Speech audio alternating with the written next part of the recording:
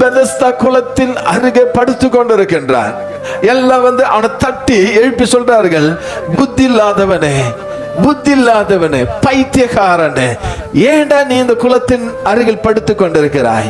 நீ பசியோடு பட்டினியோடு ஏண்டா இருக்கிறாய்? வியாதி என்று மற்றவர்கிட்ட நீ சொன்ன உனக்கு ஆகாரம் கொடுப்பார்கள், உதவி செய்வார்கள். அவன் சொன்னா என்ன சொன்னா சொல்லுங்க? என் ஆண்டவர் வருவார். கரங்களை தட்டி கத்தரை மகிமைப்படுத்துங்களே. என் ஆண்டவர் வருவார். என் அன்பு தேவ பிள்ளைகளே, வந்தாரா இல்லையாமா? வந்தாரா இல்லையாமா? மகனே, படுக்கி எடுத்துக்கொண்டு நட. ஆமென், அல்லேலூயா, அல்லேலூயா. 38 வருடங்கள் காத்து கொண்டிருந்தான வியாதினால. அவன் ருசிக்கலையா? அவன் ருசிக்கலையா? ருசித்தவன் என் ஆண்டவர் மறுதளிக்க மாட்டான்.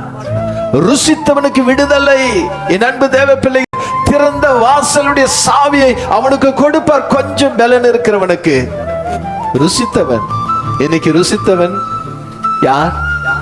இதோ எங்க உட்கார்ந்துட்டு இருக்கிறியே, நீங்க தான். கரங்களை தட்டி கத்தரை மகிமைப்படுத்துங்க.